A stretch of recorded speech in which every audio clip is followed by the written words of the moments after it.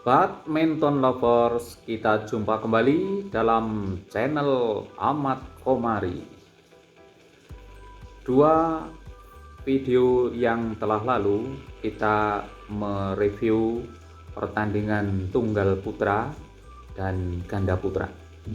Kali ini kita akan membahas ganda campuran yang melibatkan pertandingan antara Praven Melati dari Indonesia melawan De Chapel dan Sobseri dari Thailand. Praven itu berusia 28 tahun sekarang, sedangkan Melati berusia 27 tahun, kelahiran 94, dengan Praven kelahiran 93. Lawannya De Chapel kelahiran 97. Ini masih muda, sehingga peluang kedepannya masih semakin bagus. Dengan Sobseri itu kelahiran 92, jadi sudah berumur 29 tahun. Dua pasangan ini sudah saling mengalahkan, jadi kemampuannya sudah berimbang. Ketika siapa yang lebih siap dalam mempersiapkan diri, tentu mereka yang akan memenangkan pertandingan. Nah, kemarin di final Thailand Open itu Praven Jordan dan Melati dipaksa menyerah dengan skor rubber set 21-3, 20-22 dan 21-18. Yang menjadi pertanyaan, mengapa penampilan Praven dan Melati tak sebagus ketika tampil di All England. Di All England kemarin tahun 2020 dengan lawan yang sama, Praven Melati bisa unggul rubber set dengan skor 21-15, 17-21 dan 21-8, menjadikan dirinya sebagai champion All England. Nah, kita akan membahas kemarin kekalahannya di Thailand Open. Karena pasangan ini sudah saling mengetahui kelemahannya dan keunggulannya, tentu siapa yang lebih siap, dia yang akan memenangkan pertandingan. Nah, ketika di All England itu Praven dan Melati yang memenangkan pertandingan, sehingga pemain dari Thailand yang merupakan juga tuan rumah tentu mempersiapkan diri lebih bagus, karena lawan yang akan dihadapi itu yang pernah mengalahkan di All England. Biasanya demikian, pemain yang bertanding saling mengalahkan itu, kalau yang kemarin itu kalah, tentu dia mempersiapkan diri lebih baik sehingga dalam pertandingan berikutnya bisa revanche.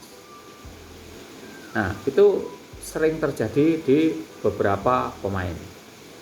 Yang menang lebih dulu ketika berjumpa kembali tentu ada beban karena kemarin menang, sehingga pertemuan yang sedang dilakukan diharapkan memenangkannya lagi.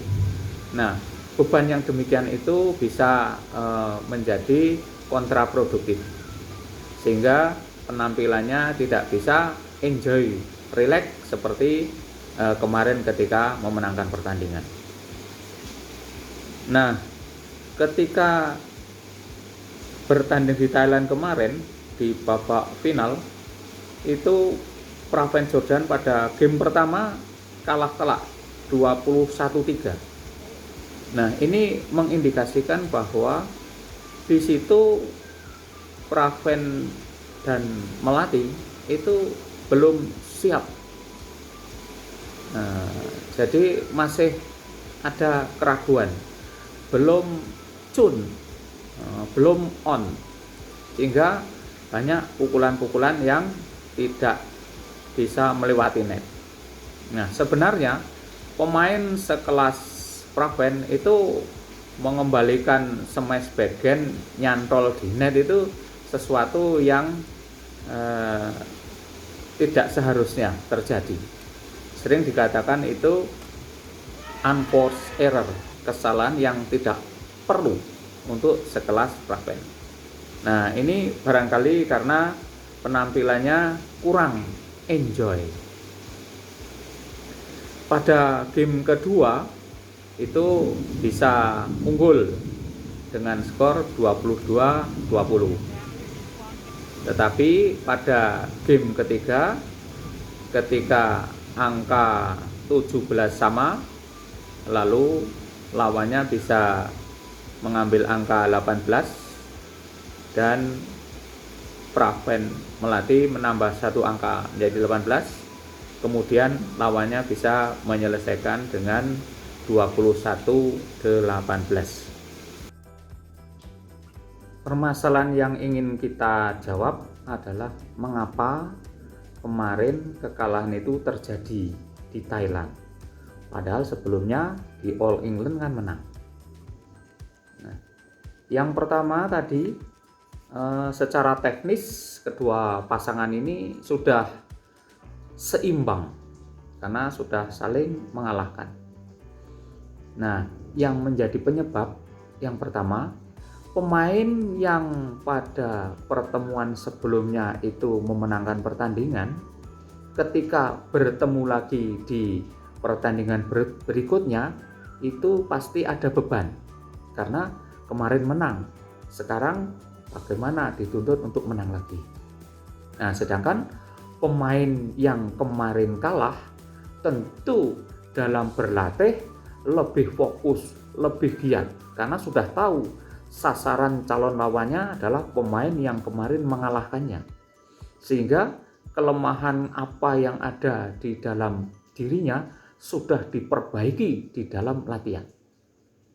Nah, ini yang terjadi, sehingga pemain Thailand yang di All England itu kalah, maka dia mempersiapkan diri lebih intensif, sehingga ketika bertanding sudah sesuai dengan ramalnya bahwa lawannya adalah itu, lawan yang lebih baik, sehingga dia harus menempa diri lebih intensif lagi. Nah, yang kedua, satu pasangan ini harus chemistry-nya cocok. Tidak hanya cocok dalam pola permainan saja, tetapi dalam hati, tingkah laku, perbuatan sehari-hari juga harus padu. Karena juara itu adalah pilihan dari Yang Maha Kuasa. Maka kemenangan akan diberikan kepada suatu pasangan yang mempunyai penampilan yang mendekati kesempurnaan. Di samping teknik di lapangan, juga sikap kepribadiannya. Jadi jangan sampai banyak orang beranggapan antara Praven dan Melati ini dikatakan sedang menjalin hubungan untuk bisa ke arah ke jenjang pernikahan. Kalau memang mestinya seperti itu, keduanya mengakui saja, tidak usah ditutup-tutupi. Karena bagi pelajar pemuda Indonesia itu, untuk yang kaum hawa, ketika sudah memperoleh kejelasan, sudah memperoleh kemantapan bahwa dia akan menjadi imamnya, menjadi pelindungnya. Katakanlah kalau yang sudah sampai ke jenjang pernikahan, itu pemain yang putri itu prestasinya akan meningkat. Karena dalam dirinya sudah lebih tenang, tidak ada pikiran yang macam-macam. Sudah mantap, sudah mendapatkan pendamping yang bisa mengcover segalanya. Sehingga penampilan ke depan akan semakin baik. Oleh karena itu, bisa mencontoh dari pasangan-pasangan pemain dunia yang akhirnya membentuk mahligai rumah tangga.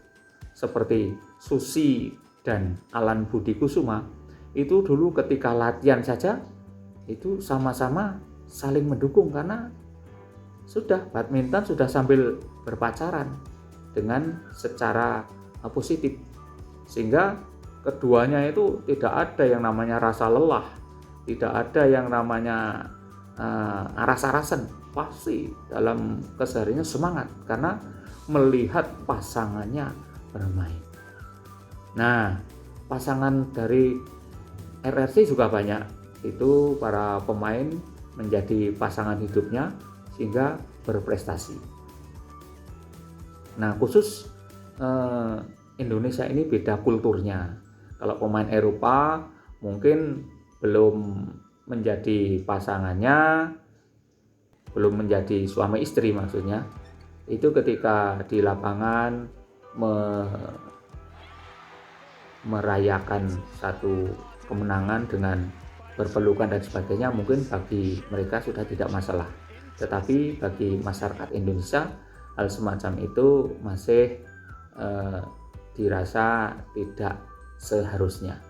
Nah, makanya ketika memang sudah ada niatan untuk bersatu, ya diakui saja, sehingga doa dari masyarakat penggemar itu akan menambah kedekatan mereka, semoga diridhoi oleh Yang Maha Kuasa. Dengan bersatunya secara batin, penampilan keduanya pasti akan meningkat. Berikutnya, saya melihat sebagai pelatih Nova Widianto ini pengalamannya sudah tidak diragukan lagi karena sudah malang melintang memperoleh gelar juara yang sudah tidak terhitung. Nah, seorang pelatih seperti Nova Widianto itu bisa melibatkan diri dalam permainan. Jadi tidak hanya sekedar duduk di bangku, di kursi kepelatihan, tetapi kemampuannya menganalisis itu lebih cepat dari pemain. Misalnya seorang pemain memukul backhand lob, itu si pelatih sekelas Nova itu akan tahu begitu tung itu ini bola out. Itu pelatih lebih tahu dulu daripada pemainnya. Karena mengamatinya lebih jelas. Dia hanya duduk tanpa melakukan gerak sehingga lebih cermat. Demikian pula ketika pukulan dari lawan anak buahnya itu melenceng sedikit, dia di batin sudah tahu, oh ini keluar. Jadi bagi seorang pelatih itu challenge untuk mengetahui shuttlecock masuk atau tidak itu tidak perlu. Pelatih sudah tahu itu dengan mata batinnya. Oh ini bola ini keluar, oh ini bola ini out. Pasti tahu pelatih sekelas Nova Widianto. Nah, kemampuan membaca semacam ini dengan merasakan juga lebih cepat itu bisa menuntun anak buahnya. Karena ketika berlatih dengan pola-pola gerak, pola-pola yang dilakukan itu membuat antara pelatih dan pemain menjadi sehati. Artinya dalam proses kepelatihan itu endingnya untuk menyatukan hati dan pikiran dari pemain dan pelatih menjadi satu. Sehingga kalau bola di depan net, pelatih mengatakan netting, itu nanti pemain juga akan mengikuti netting. Mengapa pelatih mengatakan netting? Karena pelatih tahu lawannya sedang out of position atau jaraknya agak jauh. Pelatih kan mengamati lebih jelas. Nah, ketika bola semacam ini, pelatih mengatakan smash. Pemain tentu akan mengikuti dengan smash. Itu secara batin. Sehingga keberadaan pelatih itu terlibat dalam permainan. Nah, inilah seorang pelatih itu akan menuntun jalannya permainan yang dilakukan oleh anak buahnya. ketika bola ini out, itu pelatih dalam batin tahu ini out, sehingga pemain sudah tidak pusing lagi, ini bola ini juga out. Nah, itulah menyatunya hati dan pikiran antara pemain dan pelatih. Nah, di samping itu, seorang pelatih juga ketika anak buahnya tertekan, itu sikapnya seorang pelatih harus tetap tenang, rileks. Jangan menunjukkan roman muka yang kurang bersahabat begitu, sehingga pemain akan tetap enjoy. Karena apa? Getaran-getaran dalam batinnya seorang pelatih yang tetap mencerminkan kestabilan emosi itu akan berpengaruh pada anak buahnya. Kalau pelatih itu terkesan marah-marah, pemainnya juga akan kacau.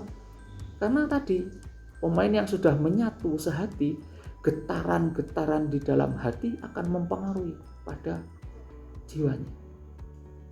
Kalau secara teori memang apa saja kalau kita berteriak akan menggetarkan lingkungannya. Kita berbisik juga akan menggetarkan. Seorang ibu di kejauhan dengan menggetarkan hati akan anaknya merasakan walaupun di rantau orang.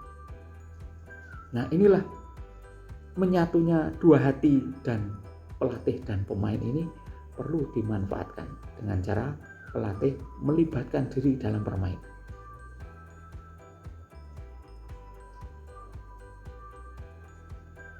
Barangkali itu yang menjadi penyebab kalahnya kemarin di Thailand. Mudah-mudahan bisa meningkat kembali di pertemuan berikutnya, karena dengan perbaikan-perbaikan yang sudah kita sampaikan tadi. Silahkan bunyikan lonceng dan subscribe supaya video analisa pertandingan berikutnya bisa menghampiri saudara. Wassalamualaikum warahmatullahi wabarakatuh. Ahmad Komari.